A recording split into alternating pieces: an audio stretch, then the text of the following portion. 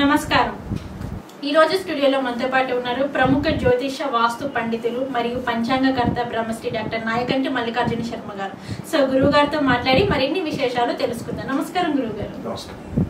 గురుగారు, గురువు, శుక్రుడు అలాగే రవి ఈ మూడు గ్రహాలు ఏర్పడడం వల్ల మనకు వచ్చేసి హస్తంగత దోషం అనేది ఏర్పడింది. సో ఇది మీరు చెప్పారు, ఇది చాలా ఇయర్స్ తర్వాత ఏర్పడుతుంది. 24 సంవత్సరాలకు ఒక్కసారి ఏర్పడే దోషం అనేసి అని చెప్పారు.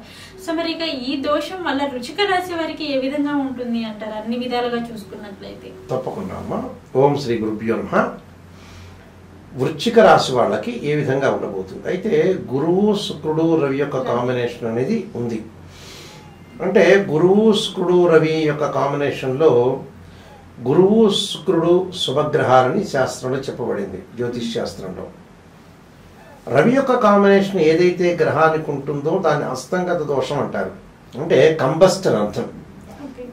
ఈ కంబస్ట్ వల్ల కొన్ని మంచి ఫలితాలు, కొన్ని చెడు ఫలితాలు, మిశ్రమైన ఫలితాలు వచ్చే అవకాశాలు ఎక్కువగా ఉంటాయి.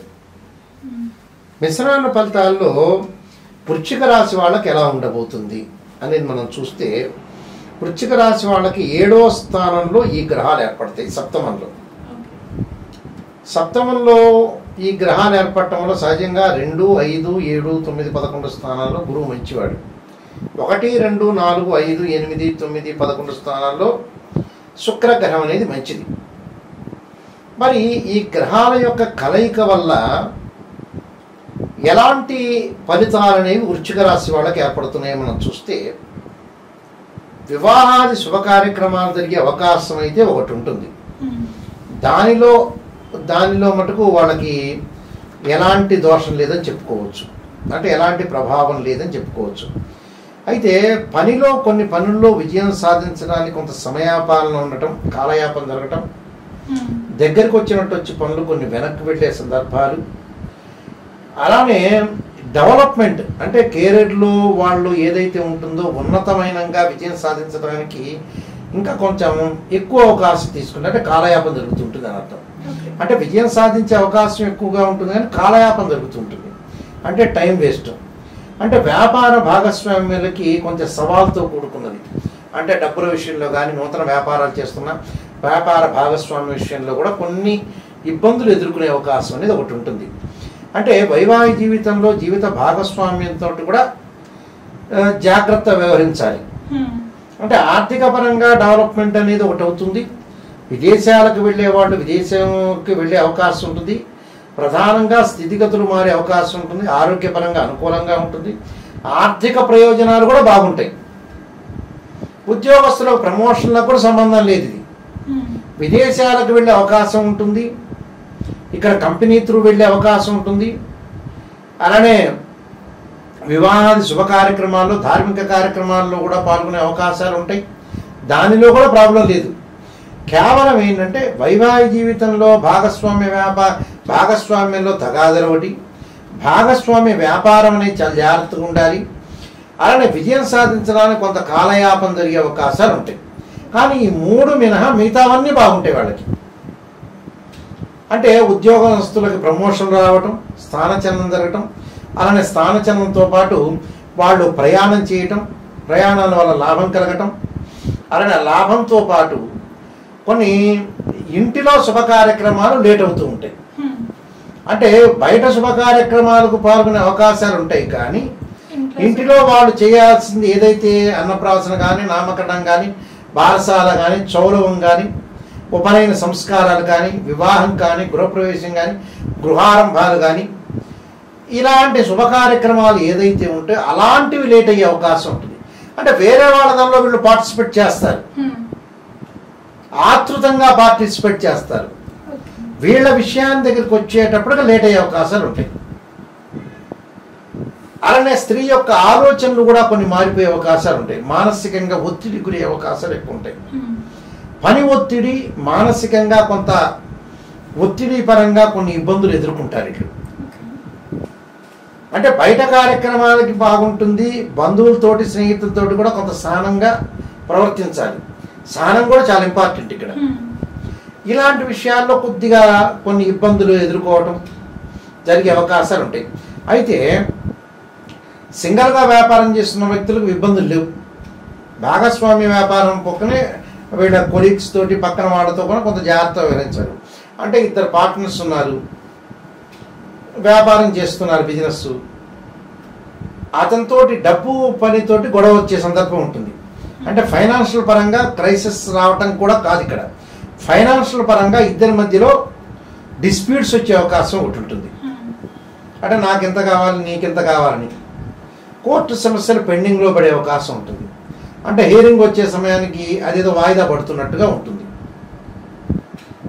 అలాంటి విషయాల్లో కొంత జాగ్రత్త ఉండాలి. అలానే దుస్తులు కొనుగోలు చేయటం, బంగారు ఆభరణాలు కొనుగోలు చేయటం, అలానే ఇంటి విషయంలో కూడా ముందుకు వెళ్ళే అవకాశం ఒకటి ఉంటుంది. అంటే ఇల్లు కొనుగోలు చేయాలని, కానీ లేట్ అయ్యే అవకాశాలు ఉంటాయి. అంటే ఇలాంటివన్నీ కూడా కొన్ని విషయాల్లో వీళ్ళు జాగ్రత్త పడాలి. నేను ఇలా చెప్పినట్టుగా బంధువులతో సహనం ఉండడం, స్నేహితులతో సహనంగా ఉండాలి. కొన్ని విషయాలు ఏంటంటే జాగ్రత్త వహించి ముందుకు వెళ్ళాలి. లేకపోతే ఏంటంటే కొన్ని ఇబ్బందులు వచ్చే అవకాశాలు ఉంటాయి. అంటే ఇబ్బందులు కలగకుండా మన జాగ్రత్తలో మనం ముందుకు వెళ్ళాలి. అంటే ఎంతవరకు చేయాలో ఆ పనిని అంతవరకే చేయాలి. వీళ్ళు ఈ నెలలో మాట్లాడితే గొడవ జరిగే అవకాశం ఉంటుంది. మంచి చెప్పామంటే చెడు అయిపోతుంటుంది. అలా మంచి చెప్పొద్దు, చెడు చెప్పొద్దు. అంటే మౌనం అంగీకారం అంటారు కదా, మౌనంగా వహించడం అనేది చాలా మంచిది. అంటే ప్రధానంగా స్థితిగతులు గతం కంటే మెరుగైపోయే అవకాశాలు ఉంటాయి. కానీ ఆర్థిక ప్రయోజనాలు బాగుంటాయి. ఆర్థిక పరంగా వీళ్ళు డబ్బులు సంపాదించడంలో బాగుంటుంది. కానీ కొంత ఖర్చు కూడా అవుతుంది వీళ్ళకి. అంటే కొంత ఖర్చు అయితే అంటే ఒక 25% వేస్ట్ అవుతుంది. దాన్ని కొంచెం ఆపుకోవాలి. అంటే గృహ ఉపకరణ వస్తువులు కొనుగోలు చేస్తారు, వాహనాలు కొనుగోలు చేస్తారు. దానితో పాటు పిల్లల యొక్క చదువులకు కొంత ఖర్చు పెడుతుంటారు. అలాంటి వాటిలో అంటే పిల్లల చదువులు అంటే చాలా ఇంపార్టెంట్. కానీ అనవసరంగా 25% అనవసరంగా వేస్ట్ చేయడం అనేది మంచిది కాదు. ఇలాంటివి కొన్ని వస్తుంటాయి. అలాంటి విషయాల్లో కొద్దిగా జాగ్రత్త పడి ముందుకు వెళ్ళాలి. అంటే ప్రాబ్లంని క్రియేట్ చేసుకోకూడదు. ఆ ప్రాబ్లంని మనం క్రియేట్ చేసుకోవటం వల్ల కూడా కొన్ని ప్రాబ్లమ్స్ వస్తుంటాయి. అలాంటి విషయాల్లో కొద్దిగా జాగ్రత్తగా ఉండి ముందుకు వెళ్ళాలి. అంటే ప్రతి పనిలో కూడా వివాదం లేకుండా, ఆర్గ్యుమెంట్స్ లేకుండా జాగ్రత్త వహించి ముందుకు వెళితే చాలు. దీన్ని కొన్ని పరిహారాలు చేసుకొని ముందుకు వెళితే బెటర్ లైఫ్ అనేది వచ్చే అవకాశం ఉంటుంది. ఓకే గురుగారు, వృశ్చిక రాశి వారికి వచ్చేసి ఏంటంటే వీరి జాతకాన్ని ఒక్కసారి మీరు చూసుకున్నట్లయితే సో దానికి కొన్ని పరిహారాలు చేసుకోవాలి. వారి జాతకంలో అటు ఇటుగా ఉంది, అలాగే కొంచెం ఒడిదుడుకులు ఉన్నాయి అనేసి అని చెప్పారు. సో దానికి వీరు ఎటువంటి పరిహారాలు చేసుకుంటే బాగుంటుంది? దానికి వచ్చేటప్పటికల్లా వాళ్ళు చేసుకోవాల్సింది ఏమిటంటే ముఖ్యంగా వీళ్ళు విష్ణు సహస్రనామ పాలన చేయాలి. ఇంట్లో మానసికంగా ఆందోళన తగ్గడానికి క్షీరపుత్రాయుధ్యే అమృతతత్వాయ ధీమే తన్నో చంద్ర ప్రచోదయాత్ అనే మంత్రాన్ని, దానితో పాటు వాళ్ళు చేయాల్సింది ఏంటంటే ముఖ్యంగా దత్తాత్రేయ స్వామి యొక్క పారాయణం చేయటం, దత్త కవచాన్ని చదవటం చాలా మంచిది.